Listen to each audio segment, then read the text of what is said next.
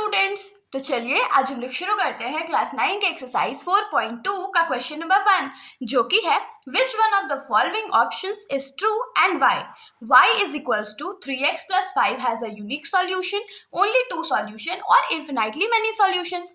तो इस क्वेश्चन में हम लोग को क्या बोला गया है कि नीचे दिए गए जो ऑप्शंस है उसमें से कौन सा ट्रू है और क्यों ट्रू है ये भी हम लोग को प्रूव करके बताना है या लिख करके बताना है।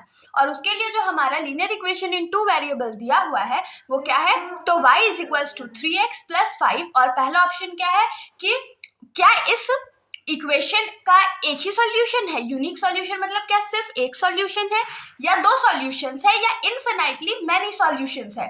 तो चलिए हम लोग अब इस क्वेश्चन का शुरुआत करते हैं। तो इस क्वेश्चन के शुरुआत में हम लोग क्या लिखेंगे, जो हमारा इक्वेशन गिवन है उसको हम लोग एक बार लिख लेते हैं।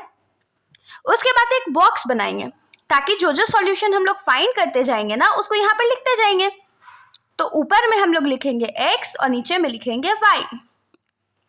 मान लीजिए हम लोग 4 सॉल्यूशन फाइंड करते हैं, तो पहले में हम लोग क्या करते हैं, तो x का वैल्यू 0 पुट करके देखते हैं। तो हम लोग यहाँ लिखेंगे put x is equals to 0। तो x is equals to 0 put करेंगे तो y is equals to 3 into 0 plus 5 हो जाएगा। तो 3 0 0 प्लस 5, तो यहाँ पर y का वैल्यू हमारा क्या आ गया, 5 आ गया। अब हम लोग x का वैल्यू 1 पुट कर लेते हैं। तो put x is equals to 1, तो y is equals to 3 into 1 plus 5 हो गया।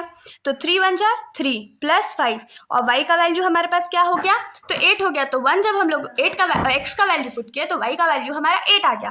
अब हम लोग मान लेते हैं x का वैल्यू 2, तो यहाँ क्या हो जाएगा, put x is equals to 2।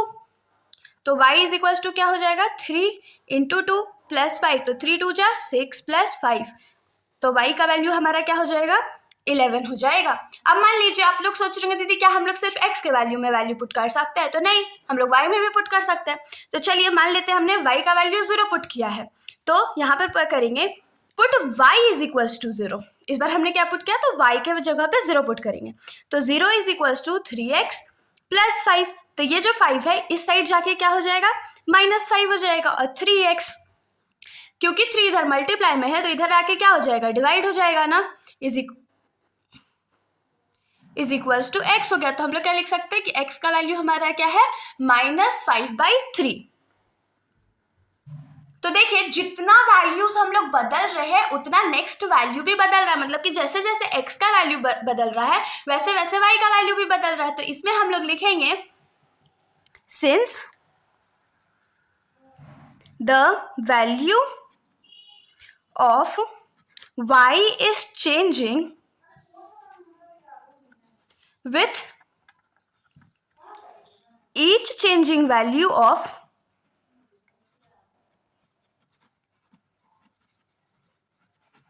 x। तो इसमें हम लोग क्या लिखे हैं कि क्योंकि y का वैल्यू जो है वो बार बार चेंज हो रहा है जब हम लोग x का वैल्यू चेंज कर रहे हैं, therefore the equation has infinitely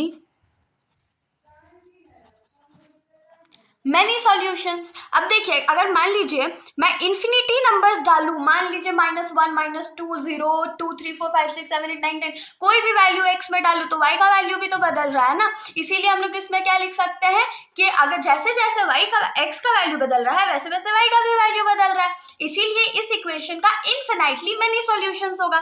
तो हेंस ऑप्शन 3 इज करेक्ट। तो इसके साथ हमारा ये सॉल्यूशन यहीं पर खत्म हो जाता है। अगर आप लोगों को कोई भी डाउट हो तो आप लोग कमेंट सेक्शन में पूछ सकते हैं, वरना अगर आप लोगों को वीडियो अच्छी लगी हो तो वीडियो को लाइक कर दीजिएगा और मेरे चैनल को बिना सब्सक्राइब किए कहीं मत जाइएगा। Thank you.